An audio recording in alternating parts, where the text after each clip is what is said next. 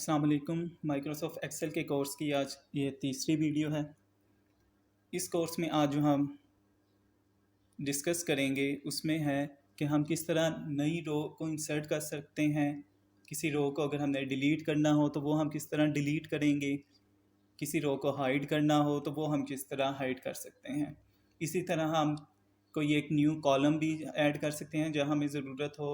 कोई unwanted column हो उसे डिलीट भी कर सकते हैं। और काफ़ी मरतबा हमें कॉलम को हाइड भी करना पड़ता है तो हम कॉलम हाइड भी कर सकते हैं।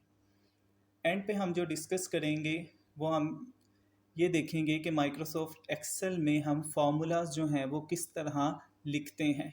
यानी कि फार्मूला लिखने का एक उसमें खास फॉर्मेट होता है, वो हम किस तरह लिखते हैं।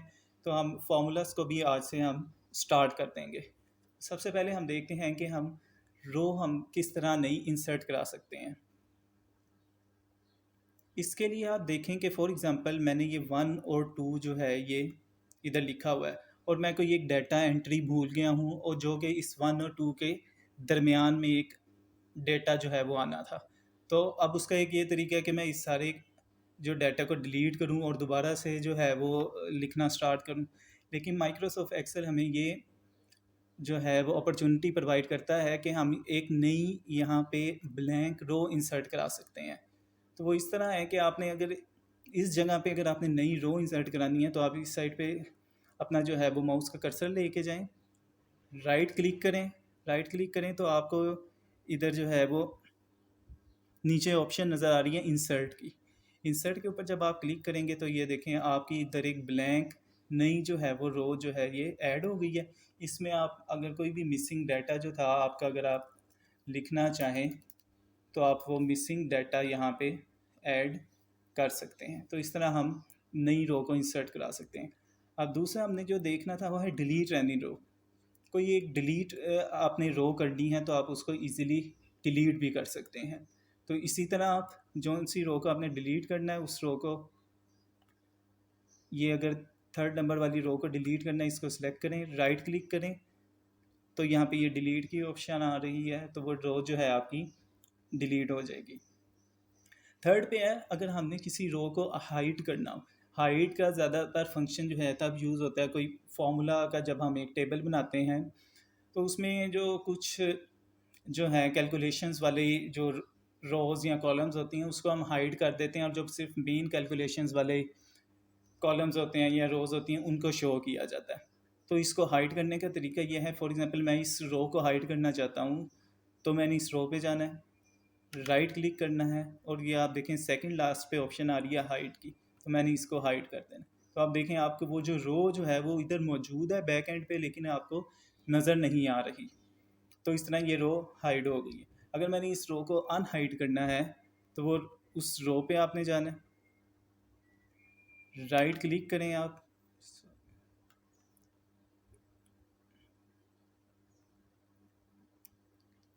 रो पे जाके राइट क्लिक करना है और नीचे अनहाइड की ऑप्शन आ रही है वहाँ से आपने अनहाइड कर देना है तो वो रो आपको जो हाइड थी वो अब शो होने लग गई है। यही 3 जो फंक्शंस हैं हम यानी इंसर्ट, डिलीट और हाइड के हम कॉलम के साथ भी कर सकते हैं। वो इस तरह के फॉर एग्जांपल ये कॉलम है, इसको यहाँ मैं आपको, ये ए है, ये सी और ये डी, ये 3 कॉलम्स हैं।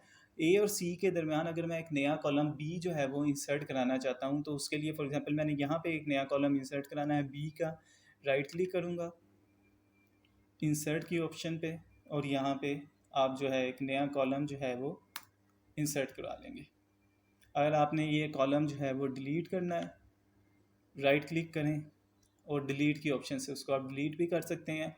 और अगर आपने ये वाला कॉलम हाइड करना चाहते हैं अगर आप, तो उस कॉलम पे जाएं, राइट क्लिक करें और ये हाइड की ऑप्शन से आपका कॉलम जो है ये हाइड भी हो जाएगा।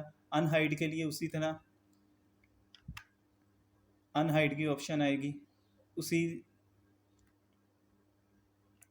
क्लिक करेंगे अनहाइड की ऑप्शन आएगी तो ये वो वाला कॉलम जो है वो आपका अनहाइड भी हो जाएगा। तो इस तरह से आप किसी भी कॉलम को या रो को हाइड भी करवा सकते हैं और अनहाइड भी करवा सकते हैं। अब जो नेक्स्ट चीज़ जो इम्पोर्टेंट आज हमने डिस्कस करनी थी वो ये है कि माइक्रोसॉफ्ट एक्सेल जो है वो सिर्फ डेटा एंट्री के लिए यूज़ नहीं होता, इसमें हम डेटा को एनालाइज भी कर सकते हैं।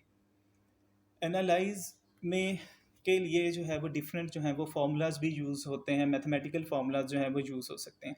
आज सिंपल सा एक फार्मूला हम डिस्कस करेंगे जिसमें मैं आपको बताऊंगा कि आप इसमें फार्मूला लिखने का मेथड क्या होता है। फॉर एग्जांपल ये कॉलम है ए, इसमें मैं एक वैल्यू है मेरी 2 है, सी की वैल्यू है 3, और मैं ये चाहता हूँ कि इस डी कॉलम के अंदर, इसको सेंटर कर लेते हैं, इस डी कॉलम के अंदर इन दोनों का प्लस करके इधर आंसर आ जाए। एक तो तरीका यह है कि मुझे 2 और 3 पता है, 5 होते हैं तो मैं इधर 5 लिख दूँ, लेकिन इसका ये है कि अगर इधर 4 हो जाता है तो मुझे बार बार इधर जो है वो चेंज करना पड़ेगा मैनुअली। अगर मैं यहाँ पे फार्मूला लिख दूँ तो ये ऑटोमेटिकली यहाँ पे अपडेट होता जाएगा। अब अगर मैंने यहाँ पे एक सम का फार्मूला लिखना है तो वो किस तरह होगा कि मैंने जिस सेल के अंदर फार्मूला लिखना होता है उसको सिलेक्ट किया, ये होता है फार्मूला बार।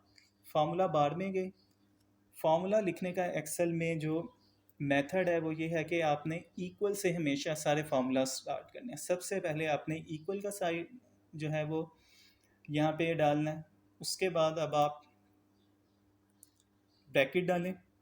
अब आप ये चाहते हैं कि आपका ये वाला सेल और ये वाले सेल को आपने ऐड करना है और उसका आंसर यहाँ पे आना चाहिए। तो जो सा आपने पहले सेल जो है वो यूज़ करना है वो ये है 2 वाला, इस सेल को ऐड किया। अब आप चाहते हैं कि इन दोनों को प्लस हो तो ये प्लस का साइन लिखा हमने। अब दूसरा जो है इसमें प्लस हमने ये वाला सेल करना है, ये वाले सेल को क्लिक किया। अब क्योंकि हमारा ये फार्मूला कंप्लीट हो गया, हमने इन दोनों को ही ऐड करना था, तो हमने ब्रैकेट को क्लोज कर दिया और एंटर कर दिया। एंटर करने से अब आप देखें कि आपका जो आंसर है 2 + 4 6 जो है वो इस सेल में, जिसमें हमने ये वाला फार्मूला जिसको मैंने सेलेक्ट किया है, तो ऊपर फार्मूला बार में शो हो रहा है कि मैंने यहाँ पे फार्मूला यूज़ किया है E2 + F2। E2 क्या है? E2 है ये वाला सेल, E कॉलम और सेकंड रो, और F2 है F कॉलम और सेकंड रो। यानी कि E2 और F2 को जो ऐड करके आंसर आएगा वो इधर G2 जो है सेल उसमें लिख दिया जाएगा। अब ये मैंने यहाँ पे फॉर्मूला जो है वो लग गया है, अब ये परमानेंट फॉर्मूला हो गया इस शीट के लिए।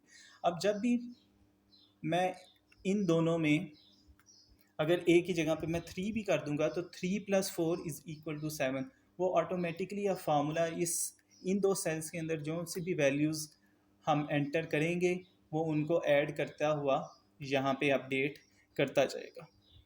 ये बेसिक सा फार्मूला आज मैंने आपको बताया कि फार्मूला लिखने का जो इसमें मेथड है वो सिखाने के लिए कि इक्वल से हमेशा हमने स्टार्ट करना है, और जोन सा जिन जिन सेल्स पे जोन सा फंक्शन जो है हमने ऑपरेट करवाना चाहते हैं उन सेल्स को हमने फार्मूला में सिलेक्ट करना है।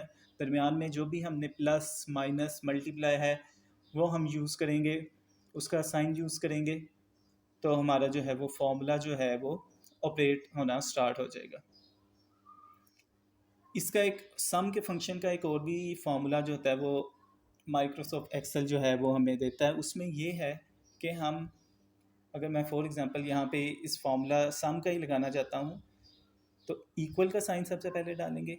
माइक्रोसॉफ्ट एक्सेल का एक ऑलरेडी बिल्ट इन फार्मूला है जिसे सम कहते हैं, SUM सम लिखेंगे आप, ब्रैकेट स्टार्ट करेंगे और ये देखें आपको शो कर रहा है नंबर 1 और नंबर 2 या नंबर 3, जितने भी नंबर्स हैं आप, अब आपके पास इधर 2 नंबर्स हैं जिनको आपने ऐड करना है। आपने इन दोनों जो सेल्स हैं इनको सिलेक्ट कर लेना है। इन दोनों सेल्स को सिलेक्ट किया, ब्रैकेट को क्लोज कर दिया, एंटर किया, तो आपके पास जो है वो उसका आंसर आ जाएगा। एक जो पहले मैंने आपको मेथड बताया जिसमें प्लस का साइन डाल के आपने प्लस किया, और दूसरा ये आप सम का जो है वो ऑलरेडी बिल्ट इन फार्मूला जो है एक्सेल का, आप ये भी यूज़ कर सकते हैं और उसके थ्रू भी आप एडिशन जो है वो हासिल कर सकते हैं। तो ये दो मेथड थे ऐड करने के, एडिशन के।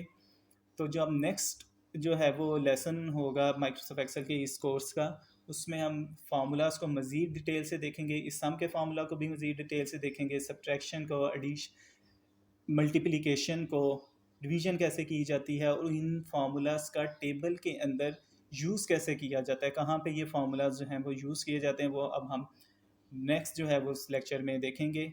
अल्लाह हाफिज़।